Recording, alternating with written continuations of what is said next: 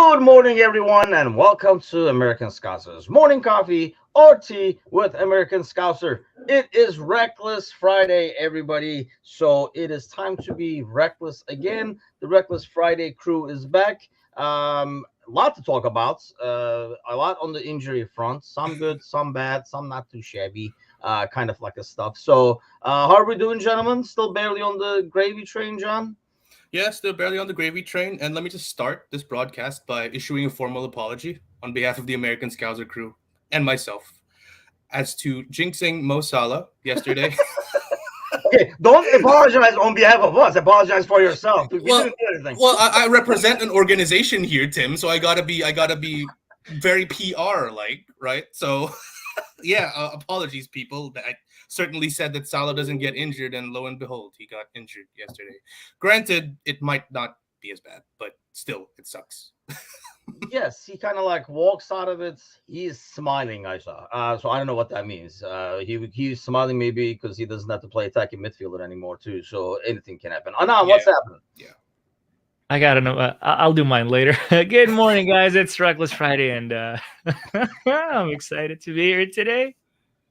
Yeah, John, you are fine. Yes, we have. We Yes. don't want that in our organization. And, If and, you and wanna to hear be it. clear, John went on like a 2-minute speech about how Mo Salah is like one of the healthiest, fittest players who never gets injured, and I was like, wow, something bad's gonna happen. Mm, Not even 2.5 weeks later, the guy like got freaking that's a sniped good by someone tagline. in the I stadium. have not seen the injury. I heard it's like, he pulled a hamstring. He couldn't like keep going with it. So he comes off. And obviously, hamstring can be week to 2 weeks, can be 3 to 4, 4 to 6 is probably the max, the worst I With think the I've Egypt seen. with the Egypt medical staff, it'll be 19 years. So we'll And we'll that's I guess the biggest thing, right? So if it is, I mean, the problem with the hamstring is if you go back too early, Yeah. it can really push everything back. You go back not only back to square one, sometimes you go back to square zero, like you even get it like worse than it was initially to just a strain and stuff. That's what I worry about. We've seen this with like Nabi before, where the national team kind of like plays him with the risk of injury, and it turns out to be 10 times worse. I guess that is my biggest concern.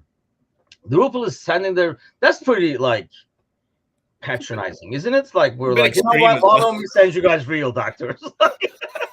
It's a bit extreme as well. Like yeah, you said you haven't seen the injury, Tim, but he looked all right. He was there on the sideline watching the rest of the game. He didn't go directly to the treatment room, right? And he was just there. Yeah, he Yeah, chilled. Yeah, yeah. it didn't look so. The good news, right? It didn't look like he tore his hamstring. It didn't look like he did anything. Maybe he pulled it. Maybe he got like a little strain. But I'm no expert here. But just looking at his body language when he was sitting on the side, it doesn't look like he's, oh my god, I'm gonna miss the rest of the season. It looks like it's strained, it's pulled, but I'll be okay in a week or less, or maybe 2 weeks. Who knows? Who knows? I mean, here's the thing. What are we looking at over here for? I mean, they lost the game at the end anyway, right? They No, drew. no, they tried. They tied. So their seconds, could they possibly not make it because they are still going to play Ghana? So they could possibly be eliminated, right? They played Ghana yesterday. Oh, wait, who are they going to play? So next up, they got Cape Verde, Who is top of the group with 6 points? who is top of the group, who scored probably what's going to be goal of the tournament today. I don't know if you guys saw it or not, but the guy took a free kick from pretty much half the field and he scored it. Really? No. Yeah, it was really not. I don't know if he meant to do it or not. It was a cross. Yeah, Deflecting. it was a really nice one. So yeah, now they have to play Cape Verde. They have to win. I mean, they could draw if Ghana loses. So we'll see. Did I hear this right, Anand? That 3 teams advance from the group Yes, but not every third place. Only a couple of the best third place teams advance. Yeah. Oh, okay. So The yeah, top 2 basically are guaranteed. Out Yeah. of the thirds, is it like 6 groups? 6 So is groups. it like Yeah. no, it's 8 groups. So I It's don't know if 8 the top groups, 4 and do then or something. four thirds will qualify. But Looking so at the other thirds, it's kind of too early because some groups have only had 1 game so Yeah. far. So it's Yeah. kind of like hard to tell that. But here we go. Football flashback is here with the bet. Yeah, well, you lost. So I wouldn't do that.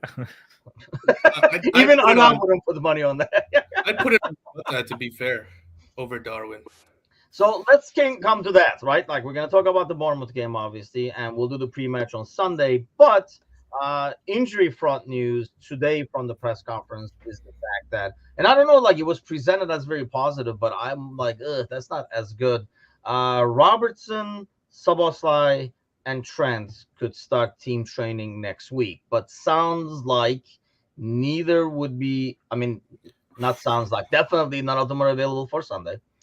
And then I don't know what you thought on them, but that makes it to me sound like they're not going to be there for the second leg of the semifinal against Fulham either.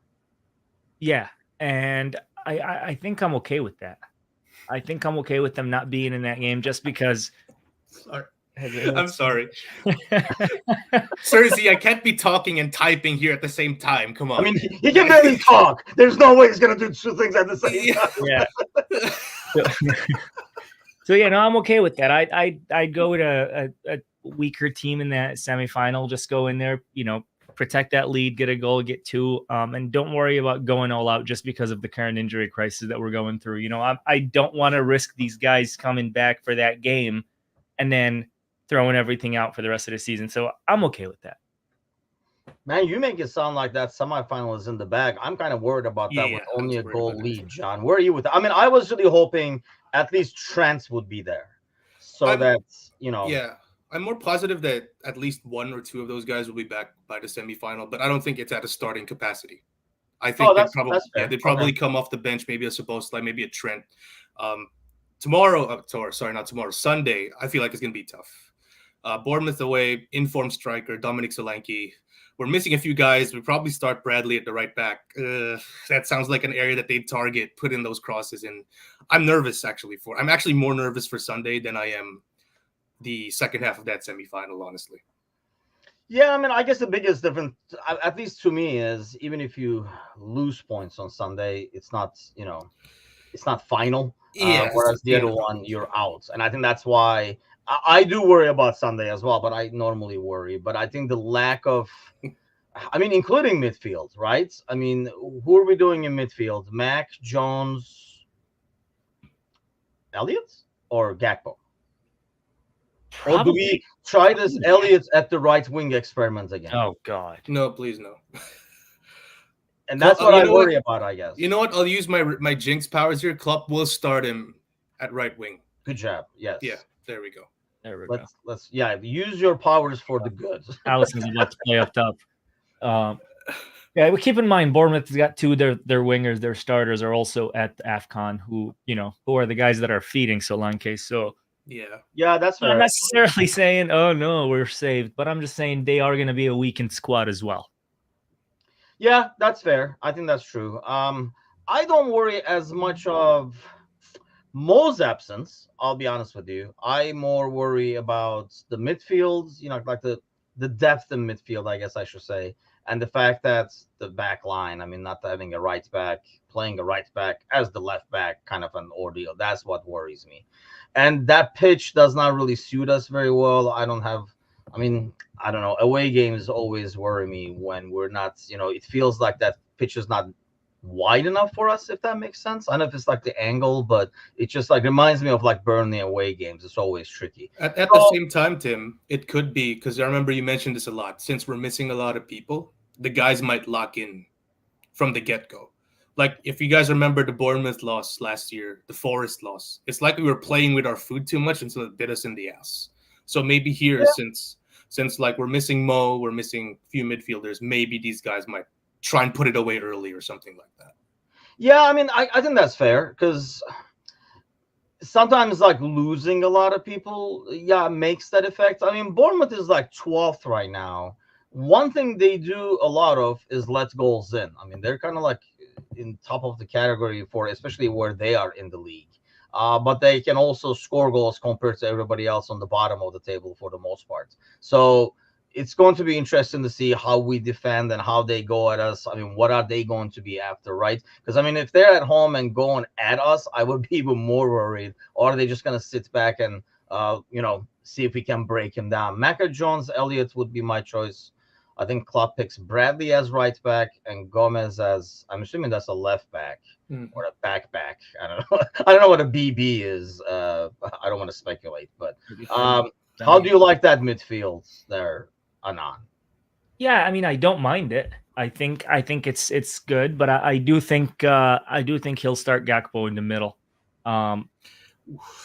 Instead of Nunez, you're saying? No. Oh, Nunez on the left. No, so he'll play with Nunez up top, but I think he'll have Gakpo playing right behind them. The Dutch role is what I like to call it ever since watching it in the World Cup. Yeah, and I just think I don't want to see Elliott on the right. That's really what it is. I just feel like that's a wasted position. I don't want to see Elliott playing on the right, so I don't know. But the only issue I see with that is, like, if you do what you want and you don't put Elliott on the right wing, that means you have no attackers coming off the bench. That's why I'm like, well, that's the issue. You got nobody else. Like, with how many players are out? So it is going to be Elliott, Jones, McAllister. It is going to be Diaz, Gakpo, Nunez. Yeah, it is. It's going to be that way. We have to. We got no choice.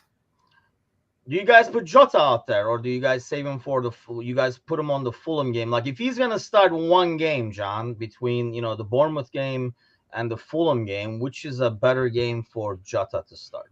I think he starts both. Honestly, really? My choice. Yeah, Jota is my first choice on our attacking lineup right now. So he starts both games because I feel like we need someone there to lead. Like, I keep banging on this drum. I feel like after Salah, he's our best attacker, and he leads that attack in terms of like the press and everything. So I think the midfield is as it is, Serzi's midfield, Maka, Jones, Elliott, primarily because of default, right? Gravenberch is so ass right now, he shouldn't even be in the conversation. So that's the midfield by default. It's the attack that gets a bit interesting. So for me, it's Nunez left wing. Well, to be fair, this is what I want, right? I don't know if this is what Klopp will actually put in. So I want Nunez left wing, Jota striker, and Diaz right wing.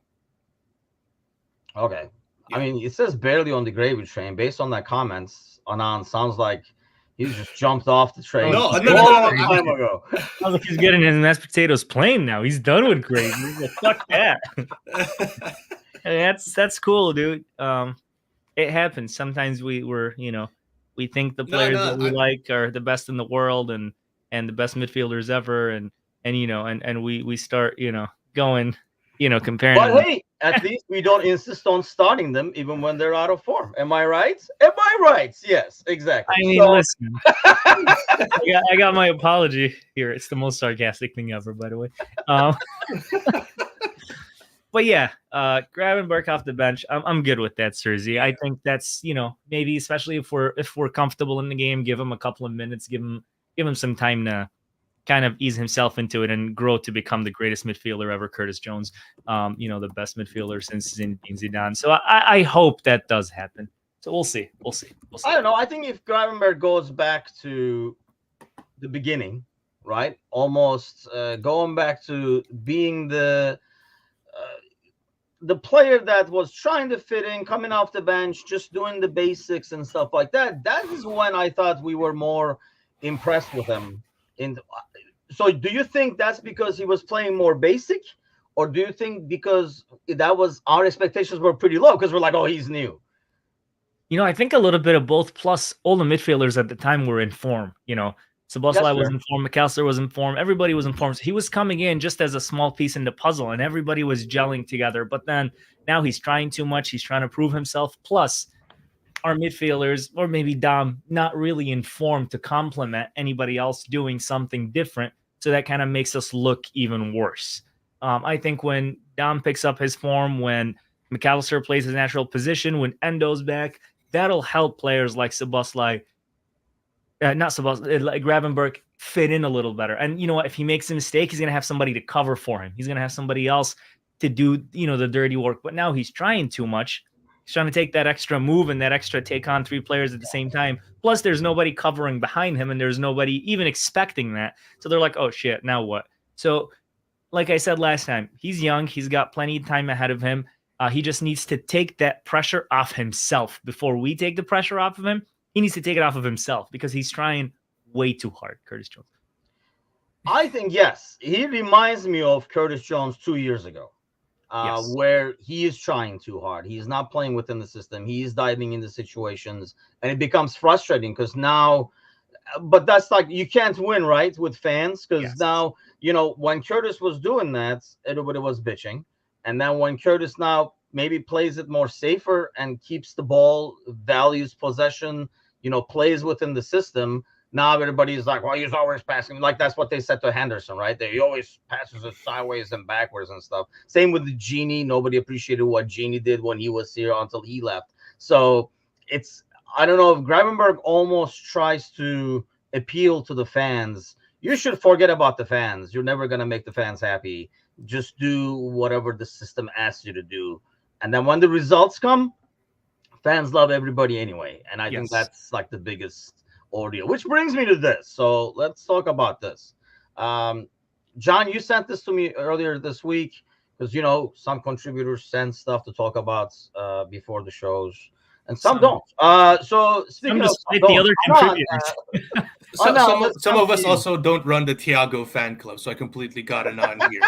Listen, I had a busy week of fighting with people. So. By the way, he also sent me this, so I will share that as well. That Henderson has played for 3 clubs since Thiago has played. That is very true. Okay, let's go back to this. Sorry, Tim. Before we start that, have you seen on the video of Nunez and Diaz like get to know each other kind of thing? where he missed the whiteboard. I mean, let's not even go there. Yeah, he wrote. I mean, I'm amazed he didn't write along the side, like along the bar on the side. I saw that and I'm like, this is not gonna go good with the guys. I knew it. Yeah, he's special. Nervous. He's nervous. So when you see this, Anand, because I want to kind of like talk about this in terms of like how fans look at this afterwards. 9 number of players, 9. Let's make that larger so it's easier to see. 393. We're top there with Chelsea. Granted, I mean, this is this season. If it was in the past, I would say Chelsea had to do it kind of thing. When you look at this, Anand, what is your, I don't know, like what does that make you think? Is it a good thing, bad thing? Where are you at with it? So in today's world, fans would look, people who just started watching the game would be like, oh, this sucks. This is sad because they can't sign players. But if you really look into that stat, how many of those games are Trent Alexander-Arnold, right? We've for some time we've regarded as the best right back in the world in that season when we were going for everything and he was unstoppable. Now, of course, defensively, maybe he isn't all that now, and we understand that. But how many of those games is Alexander-Arnold? How many of those games are Harvey Elliott? How many of those games are our most informed player right now, Curtis Jones? So I think this is a great stat because it's not just like we're stat paddling, putting in a bunch of academy players like, please do something. We actually have difference makers.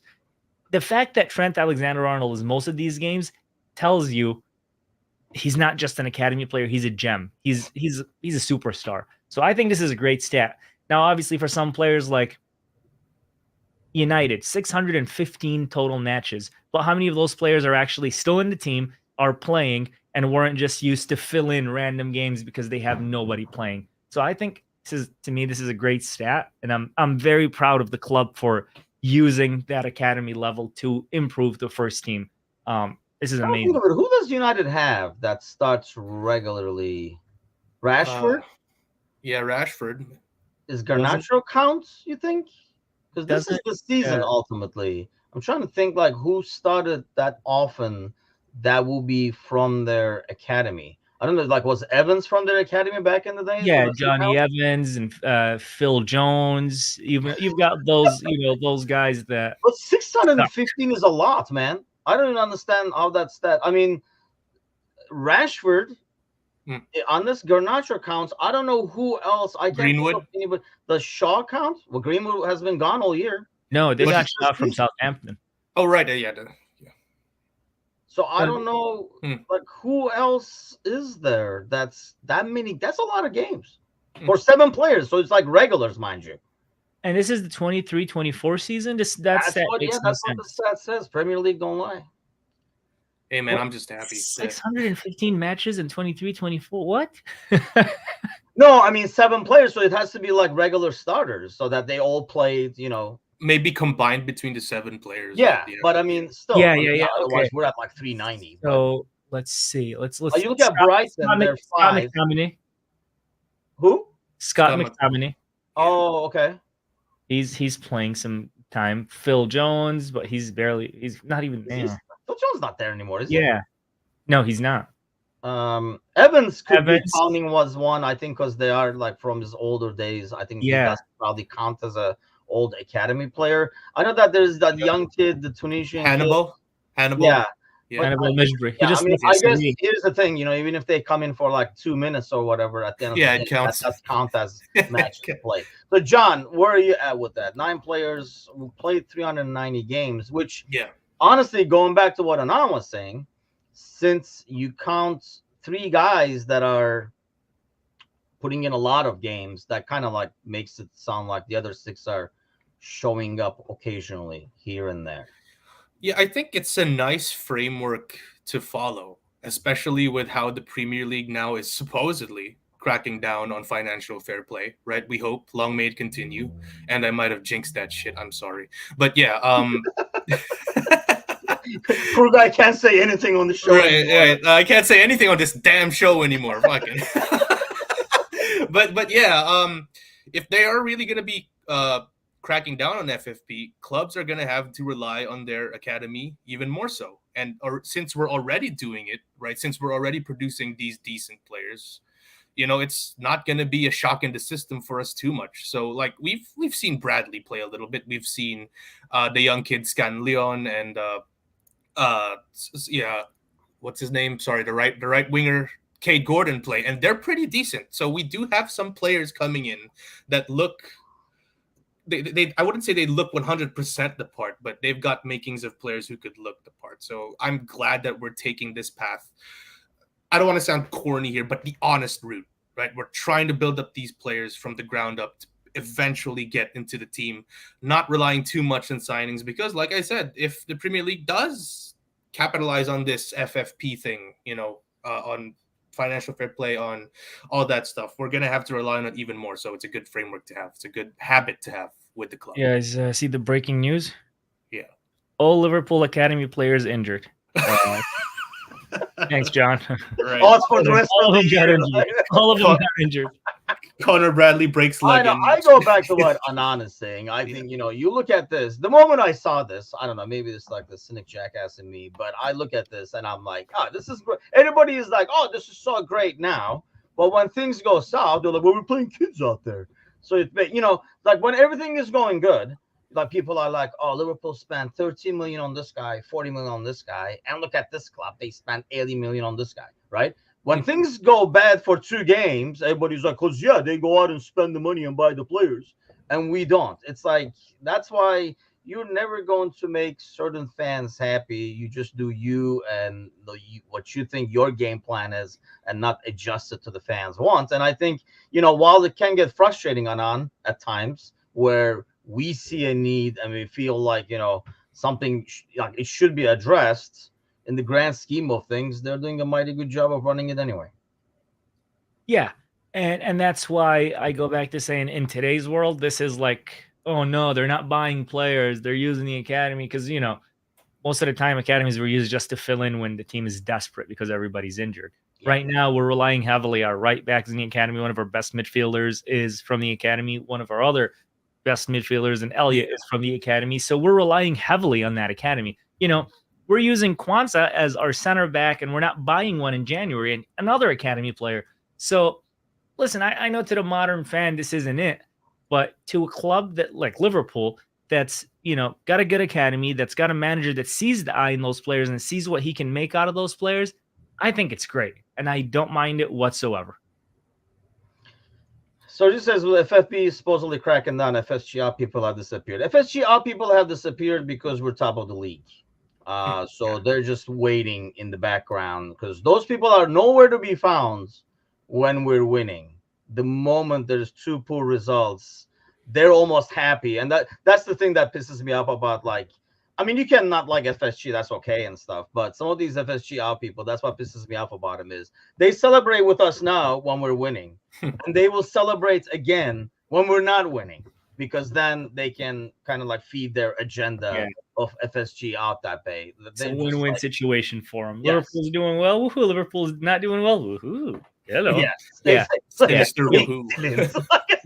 Yeah. really horrible. But yeah, I mean that I've said this before, and I think Tim, you've said this, maybe John. This is why FSG does business the way it does. Yeah.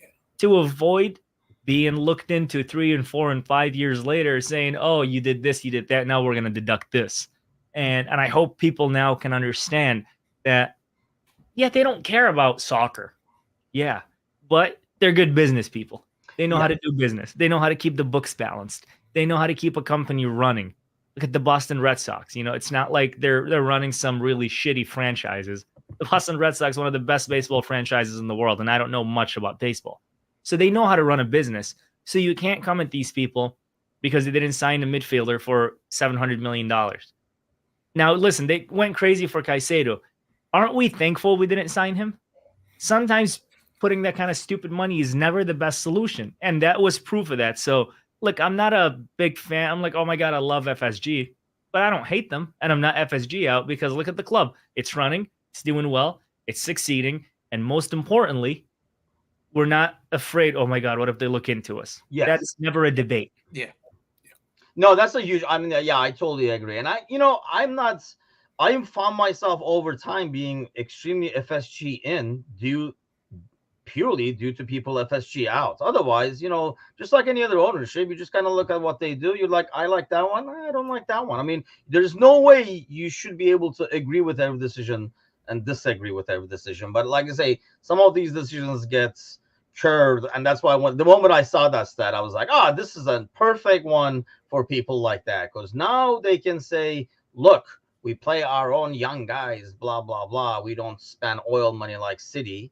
And then when we start losing, they were like, there's no way to compete if you don't spend, blah, blah, blah. And so by the way, yes, that Football Flashback says, love you guys, by the way, and the smiles you bring, the positive energy. That I feel to listen to reggae this morning. I'm a huge fan of reggae. John, you don't look like a reggae kind of guy. No, I like it. It gets me going in the morning. Like mornings, I'm not a morning person. So I need like something to pick me up. So yeah. Really? You listen? See, like I usually go by different themes. Now that you said that, as I work today, I will probably put some reggae in the background. Anand, you don't. You just like you. I thought you were like all reggae singers are injured or something. Yeah. Like a new update. Bob Marley has died. Thanks, John. No, I am not a reggae guy. I am a very heavy, very, very classical jazz music. I listen to a lot of Frank Sinatra, Dean Martin. That's as you work. As I work, as I do anything, like right now, my coaster that's got my Reckless Coffee on it is a Frank Sinatra record. I mean, I am a huge Frank Sinatra guy, and that's what I listen to. It just gets me in a mood and makes me happy. Hold on, now I am going to freaking have to look this up. Damn it, I gotta write this down and everything. I'm gonna have to look this up, I guess. I got some music that'll make you angry as well, Tim. I listen to quite a bit of heavy metal too. Oh, really? Yeah. I can't. I won't. I can't. Yeah, especially a jazz guy. I'm assuming you're going nowhere near heavy metal as well. The closest to heavy metal was the heavy metal football we played against Arsenal. Other than that, no. I will. Oh my God, no. Absolutely not. Wait, see, the problem with like Frank Sinatra is nice and all, in a bar or something like that where you're having a drink, not like a dive bar, but when you're having a cocktail or something. A lounge, like that. Yeah. Or something like that. But I don't think I can work to that, man. I just need something to kind of go along with. Or are you like New York as you work, or what's going on? I'm very calm and just like work and in peace and quiet. That's why it kind of like just relaxes me when I'm on long drives. That's what I listen to. Actually, that's what I listen to. I would just drive off the fucking road, bro. Well, you need heavy metal, so you'd be like, no, I don't want that either, because I would definitely crash into somebody then. So has to be somewhere in the middle. But yeah, if I it can't be something that's gonna really put me to sleep, and I can it can't be something I can sleep to. Does that make sense? Because I can sleep to like what you're listening, like in the background. I can take a nap with it. So I don't want to drive with it. I don't want to take a nap as I drive. Every time I'm playing that music and somebody's in the car, he's like, "Oh my God, why are you playing Christmas music?" I'm like, "What the fuck? This is not Christmas music. This is New York, New York. It has nothing to do with Christmas." Oh, it sounds like a Christmas guy. Get out now. Why are you playing Christmas music? Rule number 1: if you ever get on Anand's car, don't question the music. Yeah. One-way trip to taking the bus home. Jeez. I don't know you make it to the bus because I'll run you over after you get out. Meanwhile, yeah, we learned another thing about John. That's a wide range going from regular heavy metal and stuff. Mind you, I listen to all kinds of goofy crap too, so I'm not going to judge that. It is what it is. Let's get back to the boys. So, how much, Anand, do you look at Wednesday to decide Sunday, or do you do Sunday first? You just made it sound like you just take care of Sunday. You're making it sound like Wednesday takes care of itself, which I worry about. I don't think that, but go ahead. I mean, two of our toughest games this season were against Fulham, right? The opener of the Premier League and that game last week in the FA Cup. But by the way, what the hell does that mean? At your age, you can sleep to anything. How dare you, Sparky? How freaking dare you? Shots fired. Shots fired. Yeah. I don't know, man. That was a personal attack. I don't know. That was a personal attack. We don't do ageism at American Scouts, right, guys? Please, Speaking of, I got my birthday coming in less than a month, and guess what I'll be hitting? 60. Fuck you. I'm gonna be politically correct. I'm gonna be politically correct here and say 42. No, I'll say 46. No, I'm gonna hit the big 5-0, man. I knew it. I just didn't want to say it. You said 60. He's like, I didn't want to be rude and say 50, so I said 60.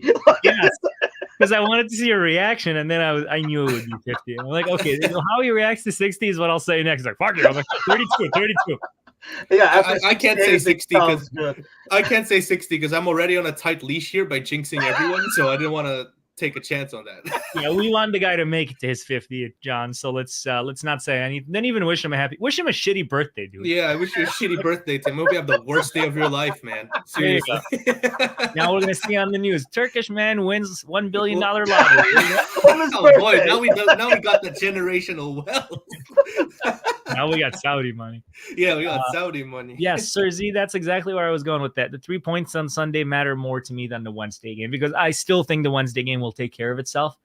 But I do believe that the Sunday game matters more because injuries, missing players, now is the time to make the impact in the league to say, even when we're short some players, we're here to compete. We're a serious title contending team. I think Wednesday will take care of itself depending on how Sunday goes. So let's win on Sunday, and then we'll worry about Wednesday. I am not even going to think about Wednesday because to me, Sunday is more important. How about you there, John?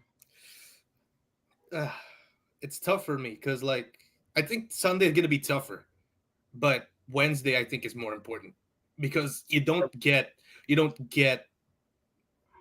placed at the doorstep of a trophy once so often. You don't get that often. Right.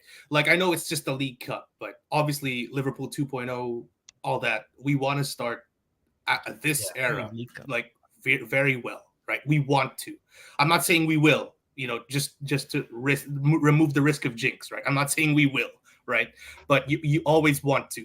So, yeah, Wednesday's slightly more important for me. I get where Anand's coming from because at the end of the day, we do want to be still. It's a big psychological advantage to still be top.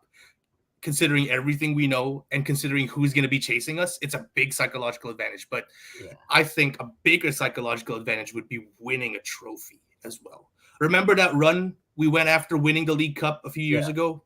Ooh, that was insane. And yeah, what I meant is Fulham gave us the toughest 2 games of the season in the league and in the League Cup. Why did I say FA Cup? I was just like, wait a minute, what did I just say? So yeah, no, listen, Fulham's a good team, but we have Curtis Jones, so we're okay. We'll be okay. I mean, that's the thing, though. Do you save Curtis Jones for the Fulham game? No, I mean, not only he plays both games. We have no choice, though. Yeah, you have no choice. That's the problem. Yeah, that's the problem. And I think that's what I worry about, the fact that maybe in defense you use Kwanzaa for one game and you use Konate for the other. I think Van Dijk is in for both. But I don't know. There's not a lot of room to rotate in the back and in midfield right now. Where would you guys put Konate? Where would you guys put Konate? I'd put him against Bournemouth, honestly. See, I put him against Fulham. Bournemouth. You put him against Bournemouth as well and play Kwanzaa against Fulham? Okay. In an ideal world, he plays both games. Yeah. But Yeah. if we are going to rotate, I would rather have a full strength lineup against Bournemouth in the league. Because listen, get the win, stay on top, drop points, City win, City go top. We don't want that psychological damage to happen this week. Because once City go on top, they're staying on top. Yeah, that's true. We No, don't want I'm to definitely not saying like this 3-point isn't important. I'm just trying to gauge. You guys are very, very. I mean, especially you and John, you to a certain extent, you guys are very comfortable with the advancing to the finals. I feel like that score. I mean, obviously now you have to lose by 2, but going back to what Anand is saying, Fulham has given us our toughest game. The one thing with Fulham is they can really come at you and score, but at the same time, they are vulnerable in the back too. They play very naive where you can score on them. That's why I would love to have somebody like Trent over there to take advantage of that. How does Alex feel about the second leg from the panel show? Was he there last Wednesday? Yeah, he was there. I mean, we were kind of like talking about like the first game, and he said, while it's disappointing because obviously they took the lead and stuff, and you're like, hey, but I mean, I think he's on the concept that if you told Fulham fans, hey, you're coming back from Anfield with only a 1-game disadvantage, most Fulham fans would take that and say, okay, we'll roll the dice at home and we'll see what we can do. I think the biggest difference in this game is like we go to Bournemouth now, right? And we say, Bournemouth says a draw is fine and they play accordingly. Like at the end of the day, 1 point is okay. A draw is okay for Bournemouth. When we go on Wednesday to Fulham, a draw is not going to be enough for them. And I think that's a big difference in terms of how we play and how we can get, what going back to Anand saying, like being able to get goals and stuff like that is easier against a team that can't settle for a draw. Whereas, on Sunday you play against Bournemouth, and if Bournemouth gets a point at home against Liverpool, they run with that. They're all over that happy with that. I mean, one thing, Alex, going back to what Alex on the panel show, which is every Wednesday night, by the way, always says is, like teams like Fulham, like middle of the table teams or middle to lower tier teams, their season is never defined by what they do against us or City. Those are almost like, free shots. Like if you get anything, you get something for it. It's what they do against other teams is more important. So a game like that, if they get a point, Bournemouth is, I'm assuming, more than happy with that. Oh, yeah. You never said, Tim, which do you find more important? Like which, if obviously both are super important, right? But if you're going to put one over the other, just for the sake of conversation. Wednesday. I think he said Wednesday, yeah. Oh, okay. And that's because going back to what you're saying, it's a shot at the trophy, and it's not final. Let's say you lose a point. Let's say you draw, I don't know, 1-1 or something like that on Sunday. And I understand, like Sir Z says, City's back at it. Kevin De Bruyne is back and stuff like that. But they're still not the same team, I don't think. Because I don't think the old City does not fall in. I mean, you look at the record now, the old City would have been up by like 7-8 points this season, and they're not. And you can make up for it. Like if you're at the end of this time next week, when we do the Reckless Friday, if we're tied with City but are in the final, I'd rather have that than be 2 points ahead of City but lose out on the final. Does that make sense? Yeah, it does. Yeah. I mean, John, how good is that Kevin De Bruyne, though, huh? Yeah, John, really good. Best player in the league. Absolutely, yeah. no question. How good is he? Yeah. Go on. So good, huh? We need this serenade. Absolutely the best player in the We're league. gonna do it. So, guys, we're gonna do a new segment every week. It's called Reckless Minute, where John gets to talk about some really good players in the league, and then we see what happens. That's not Liverpool. Yeah, that's not. Yes, that's not that for is not Liverpool. Well, you did it for Salah already, so we're good on that. We got to move on to other players now, So yeah, Yeah, Job done. right. De Bruyne, pound for pound, best player in the Premier League, all around. He gives you whatever you want, defensively, offensively. Defensively, not so much, but I think he does the job there. But offensively, you couldn't ask for anything more. So, no question. Yeah, guys, no question. if something happens and he gets injured, I swear to God, I'm never getting on the show again because I'm scared. Yeah, of this God guy. knows. Like, God knows what he'll say. He'll be like, Anand, you look real good today and stuff. And the next day, like you're like a gallon of acid pouring you. Spike says, so if we win the League Cup, would you say we had a successful season? No, but not winning this weekend doesn't mean you're not winning the league. whereas not winning against Right. You need to expound on that, Sparky. We win the League Cup. Where do we finish in the league? Where do we finish in the Europa League? I think he means like the season ends. Just We the don't League win Cup. shit, but the League Well, the Cup. question would be if I think with this logic, Sparky, what I would be asking is if we win the League Cup but lose the league title because of the Bournemouth game, would you be happy? Because we could beat Bournemouth 9-0, right? But then in 3 weeks lose to City and they take, the lead and that's it. They win the league. That has nothing to do with this game, but we still won the League Cup. So it's a double-edged sword. But if we only win the League Cup, I wouldn't be happy because we're missing some trophies there. The Europa League, the Premier League, the FA Cup, right?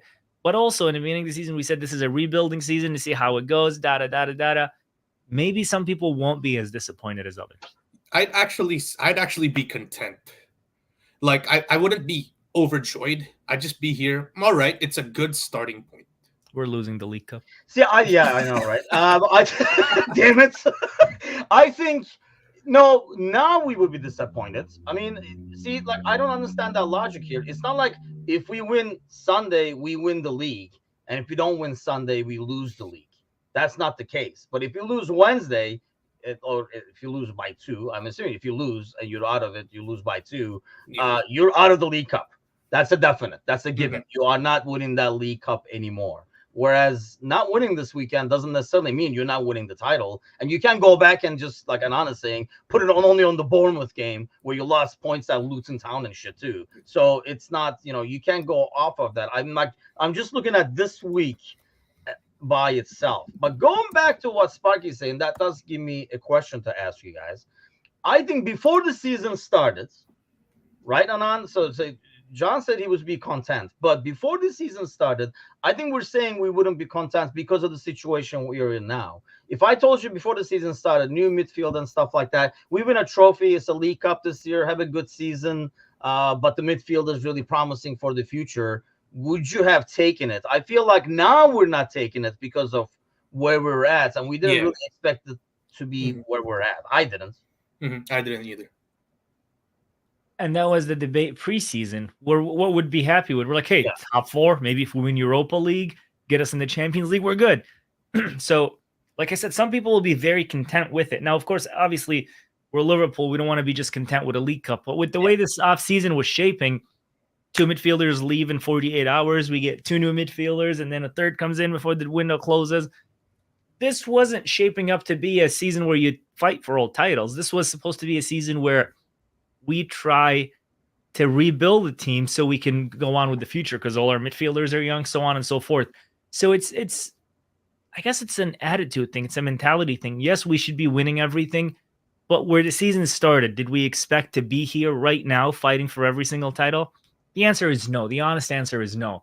So some people will be content with it. The only reason why I wouldn't be content with it is because how well we've played throughout this season, not because of the preseason expectations. Yes, I think so. I'll be with John and say I'd be content. Like before the season started, you're like Sergi says, we're in the top 4, go back to the Champions League, win a trophy. I'd be like, yeah, that's a pretty solid season for what we're building over here.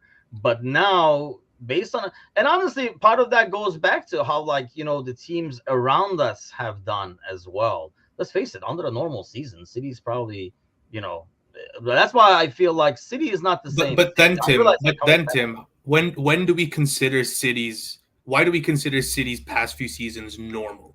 These are freak seasons. Yes, they are. Maybe they're actually normal. Let's go that way. Right. Maybe they're actually regressing to the mean for once. I'm not saying they are for the risk of jinxing. I'm not saying they are regressing to the mean, but maybe they are because maybe that form that they did 100 points, 98 points, so on and so forth, was actually an anomaly. Right, because our 99-point season. I mean, here's another thing. You look at it, and I know everybody has had injuries. I think maybe finally they've had injuries, but you looked at that team before, and you looked at, like we would watch them to hope that they're losing points and stuff, right? And then you look at the starting lineup, then you look at the bench. You're like, holy shit, there's another title contender sitting on the bench. I think you look at it now, and it does not look like that on the bench. Yeah. I mean, partially due to injuries, but even without the injuries, it does not look as strong as it was. And then, Sparky is right. So, I mean, they did not have Kevin De Bruyne. But then we didn't really have an established midfield this season as well. Yes. So I mean, that's the thing. They did not have Kevin De Bruyne, and I know everybody is like, "Oh, Kevin De Bruyne is back," and I know he kind of like freaking saved that game for him that was going south and it was going to make for a great weekend. But I mean, we don't know if he's going to be like next week. It's going to be the same shit again, and it just does not look like the same team defensively. I think is the biggest thing. And De Bruyne is not going to play like that every single game. He's going to have a bad game. He's going to have 2 bad games, whatever it is. The question is, we shouldn't. Now we're in a situation where we control our own fate. So win every game in the league, you win the league. Drop some points, but beat City, you win the league. So I'm less concerned about how they're doing, and I'm more concerned about, can we continue doing what we're doing? Can we figure out our best midfield before the end of the season? Can our injured players come back on time? Can our players who are away come back? This is my concern right now, and I thank God we got Curtis Jones, because we're safe. I mean, we're gonna be untouchable for Curtis Jones, man. Just you already admitted that he's our most informed. That's why I'm making this joke, because I was made to sound like I said he's the worst player in the world to get views. I think what I know that got me going is you afterwards follow that up with, you would start an out of form player over him based on potential. And that's the part where you lost me. Based on skill. Okay, based on skill, potential. I trust an out of form player to give me what I want versus trusting Curtis Jones because of his inconsistencies. And I went on. He's the most informed player. Yes, but that's my opinion. And here's the thing: I went on because somebody's like, he's been our best midfielders for the past 12 months. So I looked in the past 12 months. Goodness gracious, that is the worst shout ever. I would agree that he's been our best, most consistent midfielder in the last 12 months. Absolutely not. So who is our best midfielder in the last 12 months? Some of them aren't here because Fabinho had some good games. Henderson had some good games. Milner had some good games. It wasn't Curtis. His average rating in the last 12 months out of, when I saw every single game he played, 6.1, his average rating.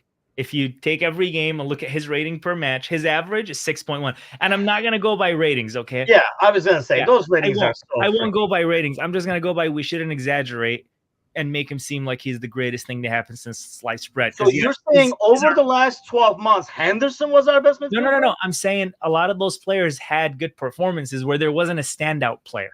No, I just asked you a question, though. Who has been our best midfielder over the last 12 months?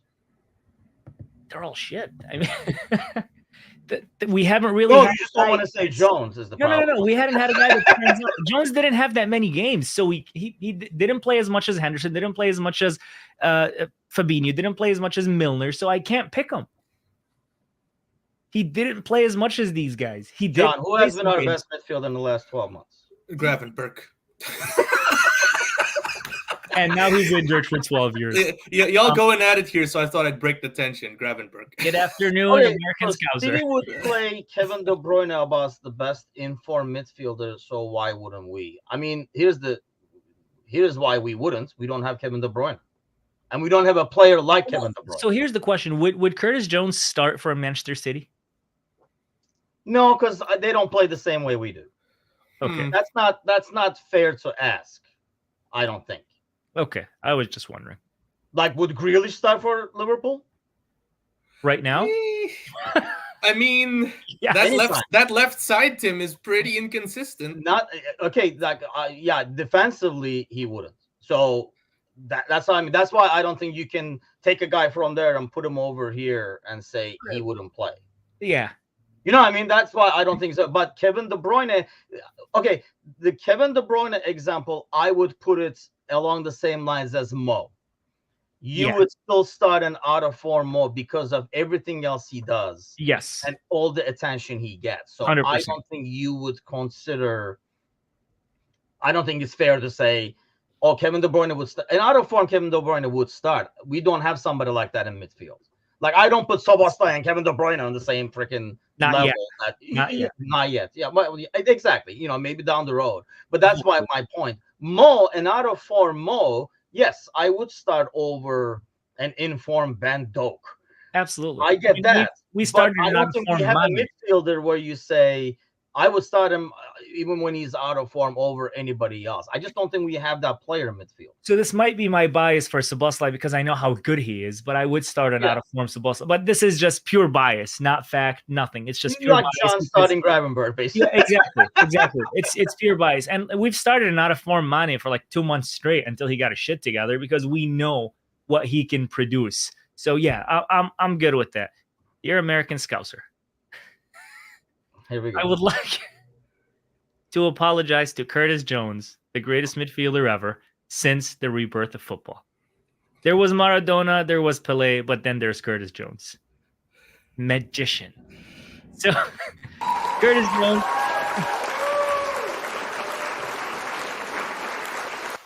And I did want to take the second to say I never said Curtis Jones wasn't good enough. I never said Curtis Jones sucks. I never said I don't want him playing. I actually want him playing. I want him playing every moment as he's in form. But to go under this idea that he is the best player on the team and the best midfielder on the team and nobody's better than him is absolute bananas and biased. See, I don't think anybody ever said that though. Everybody said that based on form, and I said based on the system. Yeah. He said system. We said form. Others are just saying the best we have, and that's okay. What I'm trying to say is, currently, and I said it last week, our most informed player is Curtis Jones, and we respect that, and we want him in that team sheet. But when other players are on top form, Szoboszlai's in form, Endo's back, McAllister's in form, Jones doesn't start for me. And I'm sticking with that. And it has nothing to do with bias. It has nothing to do with because he's an academy player. Trent Alexander-Arnold's an academy player. And I want him on that team even when he's shit out of form. So it has nothing to do with that. I think I would probably base that on who we're playing against at the time. Like probably if we're playing against City, I would probably put Jones there just because of knowing the system and knowing where to be and stuff. But the thing is, we've also when we're home going against somebody else, assuming everybody's in peak form, maybe I won't pick Jones. So I think that's when it becomes like who and it becomes better. It becomes a preference thing and a match for match thing. Yeah. But the point I'm trying to make is don't get the idea that I'm here hating on Curtis Jones for no reason or to get Sir Z to watch us more because Sir Z's watching us anyway, right? Yeah. So get that idea out of your head because that is absolute bananas. Cersei's just watching to see who jinxes who jinxes. Yeah, Cersei's waiting for whatever John says, and he's betting on the opposite. Bro, boy, like I live on Cersei's head rent free. Everything I say, like he's just like, oh, this guy. He said. Yeah. Yes, I have no. And we love Cersei. Yeah, he's always here. Is the GOAT. We like Cersei. Yeah, he said we haven't had a good striker since Robbie Fowler. I'll never forget that. By the way, I mean, this is like an interesting topic, and it'll probably take us all the way on because I just missed this on the Instagram as a comment. But Magla says, you can't define success solely by winning the championship. Remember the 97-point season? That was fantastic. Man, I am so torn on that because the run and watching that team was fantastic. Mm-hmm. But then the problem is, and maybe because I'm an old fart, when you look back on these seasons, you don't really remember those. Yeah, I'm with you there, Tim. Like, it was a memorable thing, but then 10, 15, 20 years from now, everyone just remembers who wins. Yeah, no one remembers the runners-up. Goes to Bill Shankly's when you're first, you're champion. You're second, you're nothing. Well, by the way, he just lost all credibility because he just said, I'm on Team Anan. So there goes that. Wait, who said that? There goes that down the drain. No, I mean, I know exactly what he means. And I think, I don't know, I always go back to, like in American sports, for example. I mean, we're 49ers fans with John over here getting ready for tomorrow. Like that team has had some ridiculous playoff wins. Mind you, Tim, my curse for Liverpool, for the 49ers, it's different. Remember that time we were down and I tuned in? Yeah, I don't know about that. But okay. I'm not going to double up on that. But because I don't want to jinx for tomorrow. But no, that's just for Liverpool, man. Sometimes you win these ridiculous playoff games, right? Yeah. And it's awesome at the moment. You're like, holy shit, what a game that was. And you're like, on a high for like a day. Yeah. But then you lose in the next round. And really that game just goes away because of that. Its value diminishes.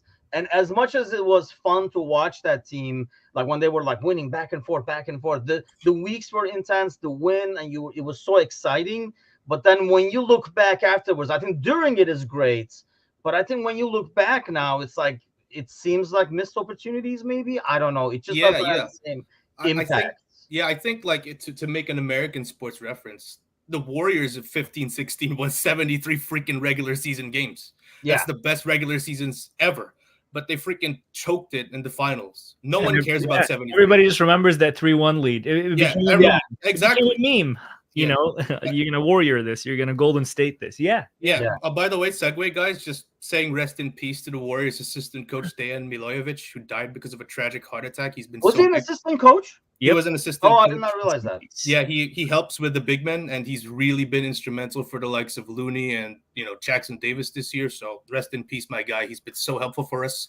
Big for a championship win 2022. Rest in peace, which is so sudden, so tragic, man. Jeez. Yeah, I saw the news of it. Actually, it was on. I actually saw it on like the Turkish paper of all places. Yeah. Because like Warriors and stuff. I did not realize he was in the coaching staff as well. Yeah. Okay, let's wrap this show up and get on the road before John jinx something else. Go ahead. Let's talk about Henderson. What about Henderson? Oh, we already talked about freaking Henderson. Actually, Klopp talked about Henderson today too. I don't know. It's what did somebody say? I just sent it to him because you might want to talk about him again. I don't know. No, don't get me started. I feel like what gets me is people feeling bad for Henderson. And yeah, exactly. I don't feel bad for Henderson. It's just like you make a stupid decision, you kind of live with it. Yeah. Play stupid games, get stupid results. Yes. And the Al-Ettifaq, their response to Henderson leaving, they tweeted that they terminated his contract in Arabic, and then they deleted it. And then they tweeted again that with mutual consent, we terminated the contract. I'm like, yeah, because I was about to say, like, you did it. He kind of did, but okay. And then in response to that, they renewed Gerrard's contract. Dude, that is shocking, by the way. I'm glad you brought that up because I was going to bring that up. I found that shocking because I thought they would can Gerrard right after him. You're like, you spent all this fucking money, brought this guy over here, and he left us. So I don't know if you don't read the Arabic comments on the tweet when they I renewed Gerrard. It is the funniest thing ever. It is the funny people like the Saudi fans, Al-Ettifaq fans are like, why? We thought he was getting fired. We thought this is a firing announcement. They were like, we thought he's leaving with Jordan. Why'd you guys renew him? Isn't it better if he leaves with his friend? And I'm like, yeah. But that was them making a statement like, yeah, Henderson left, but it's okay. We got Gerrard. And I'm like, guys, one's a player, one's a coach. Very different. And my assumption is they threw a lot of money at him. And this, you may think this is a joke, but I'm serious. They may have told him, we'll give you Henderson's salary that he was supposed to get for you if you renew your contract. Because they're on deferred payments. They're not paying players. They don't have the money. They're not backed by the Saudi investment fund. And last but not least, Gerrard hasn't won a game in 10. Then why would they even give him any more wages? Because they wanted to go viral. Because they are very viral for Henderson leaving. Everybody in the Middle East is talking about Al-Ettifaq losing their captain and their biggest signing ever. Everybody's talking crazy about them. They wanted to go viral. Their response was renew Gerrard. And yeah, I mean that's going viral for the wrong places. I mean, might as well just run around. Stupidest thing I've ever seen. The irony of this whole thing was this was purely a money move for Henderson, and he didn't make 1 cent. Oh, I'm sure he made his money, didn't he? No, Not he didn't. anymore, Right? maybe, So he didn't get paid on paper, but he's gonna get paid on not paper. This is a tax evasion kind of thing. They do that in Saudi a lot. So they won't pay him on paper, but he's gonna get his money. Well, I'll take your word for it. Yeah. Yeah, he's gonna get his money in cash or a wire transfer or whatever as a gift in like a few weeks. They'll pay him because they don't want him going around suing them and making a big deal against the Saudi league. So he's gonna get paid. It just won't be reported on paper. So you're gonna be reading a lot of Henderson didn't get paid by the Saudis, but he's gonna get paid, but he's not gonna pay taxes on it. It still doesn't make it any less hilarious, though. I think the most hilarious. The most hilarious part about this is he said that he's going to go there and change the game and change the culture. The only thing that changed is his team in 5 months. So yeah, I mean, I think it's a good move for Ajax, mind you. I mean, but mind you, they're not doing. Okay. The funniest tweet today was somebody quote tweeted an Ajax fan saying, "Oh my God, this is unreal! I can't believe this." And he said, These are the same fuckers that watch Suarez and Cruyff and all these guys playing for them, celebrating fucking Henderson. That's not nice, but yes, you're right.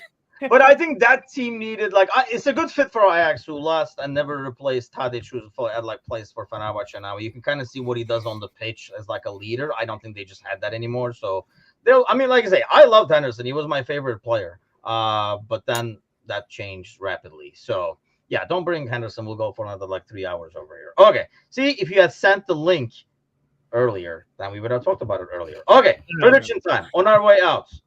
John. Bournemouth. I'm not even asking about 49ers because I don't want you to jinx it. So let's go. I told you, man, 49ers is the inverse. I watched that game and we started playing well. For Don't even Bournemouth. predict that. Huh? Just say nothing. Say nothing? Yeah. No. Worried. I think we win. It's a really tough game. I think it's a really tough game. I'm with Sparky here. 2-1 win, but a really tough 2-1 win. I'll take that. 3-1 for me. It's much special, huh? 3-1 for me. I'm going. Darwin gets on the score sheet. 3-2 is what I'm going for. I feel like it's going to be one of those games where, it's going to be 3-1, then it's going to be 3-2 at the end and squeaky bum time for the last 5 minutes. And then 49ers and Bills Super Bowl, says Sparky. How about them Lions, though? Oh, are you a Lions fan, by the way? Hell no, I hate the Lions. Oh, I don't know you were there. Yeah. That's any better. You were like, no. Definitely a Lions fan. Chicago born and bred. I love Chicago Bears, but I'm happy for the Lions. Dude, that day you could hear a pin drop in Michigan, and then when the Lions won that game, you could hear all the neighborhood screaming and shaking. Like, man, I'm so happy for them. They deserve it, and I hope they go to the Super Bowl. Just because, actually, no, then I would have to give my employee $100. Never mind. I hope they don't go. That would mean 49ers lose. What? No, we don't want any of that shit. Yeah, go 49ers. Fuck the Lions. We're talking about jinxes. The Lions are probably so well right now because the Pistons are historically bad, 28, 29 losses in a row. So. I go when the Bulls come to town. I go to the Pistons Bulls games just to see the Bulls. So I'm signed up for the text alerts. Right now, you could get a Detroit Pistons lower 100 level ticket for $39, and it comes with a free soda. That's how shit they are. Comes with a free soda. What the hell? Can you size it and get fries too? Or I think for $1 more. You're so bad. They had this promo where you get free wings if the Pistons win.